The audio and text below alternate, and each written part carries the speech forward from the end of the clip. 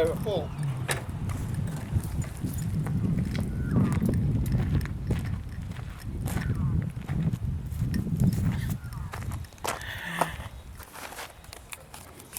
Oh well, good intentions. I was fooling around with the oil level the other day and I've obviously got it a little bit over full. This is a weird thing that I built, and I got an oil tank up the front and back because with that thing in the rear there's no room for an oil tank. So, but I've obviously got it a bit over full. There must have been a bit in the bottom end of the engine, more than I thought, although there wasn't. The pump was good, I didn't think anyway. Righto, this thing, it's kind of funky for sure. I don't know why I built it, but along the line had a few different swaps. I found that rear section with the front wheel and it was dirt cheap, really dirt cheap, and I had to drag it through the dirt and the mud to get it back to my campsite. So I figured, well, I've got a Trident front section at the house and nobody likes them, and you used to be able to pick them up for a few dollars. And then the tank, well, I was at another swap and the guy's with a bunch of Harley stuff and he wasn't selling this thing, and I thought, oh well, I'll have that nice swoopy looking tank. It's kind of a modern thing to go with what I've got going already. And I got that for $1.50, well, $150. Got a big truck coming. So then, because I have my own little shops and stuff, and I'd get flyers from dealers,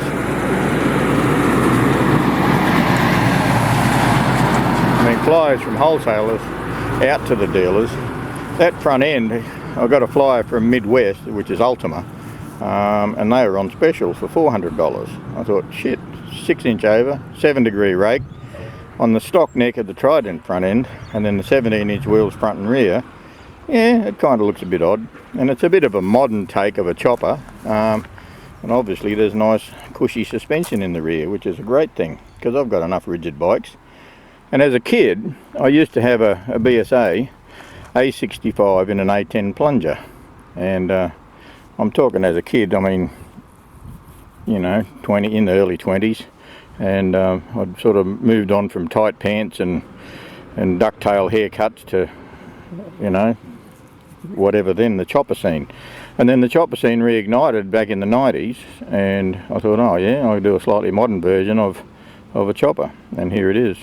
So the engine is, it's a 4-speed, but it's also an 810 stroker, Norton crank, and it's got one of these zip barrels on that I talked about. They're an alloy barrel. It's a bit hard to see because I've painted the whole motor black virtually. It's a wrinkle finish along with the frame, and it's the sort of thing that you could bolt onto a 650 and make a 750, but the sleeves were so thin because of it that quite often you'd get a drop sleeve, you know, the top of the sleeve would snap off. So that was a bit of an issue, of course. So I picked up a few of these over the years, and what you got to do when you go this way is to bore the cases out to take the larger sleeve that you put in there so that they won't keep snapping off.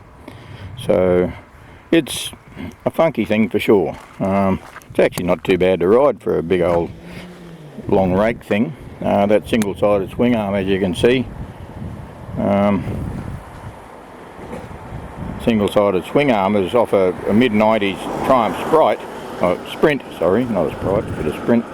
And you know, what I did was cut the original lugs off the Trident frame that no one ever wanted. This bloke said I picked it up off him, and he'd taken it to swaps for years and no one wanted them. Well, I've been using those Trident frames to make me wide tyre specials. Anyway, so I had to machine up a block and cut the original stuff out and make a new swing arm pivot for this. It's all a bit long for sure, but you know, what the hell, that's what choppers are about, aren't they? Fat rear tyre, I think it's a 190, 17-inch 120 on the front, and you know, made up my own forward controls, and as you saw coming down the road at all, and the 2-into-1 with that little sort of cut the pipe with sort of a scoop type affair, and excuse the shitty wiring, I've got to tidy that up one day, and it does all right. Now this started, I had to put a battery on it to start it, but as you can see it was idling on its own without the battery, and it'll actually run with the lights on too without the battery. So it'd be nice if it'd start without the battery, but anyway. So overall it's Not a bad little thing.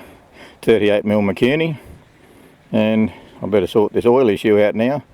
But it hadn't been ridden in a little while, so I've dragged it out yesterday and started cleaning her up and doing a few little things, you know. So anyway, thanks for watching.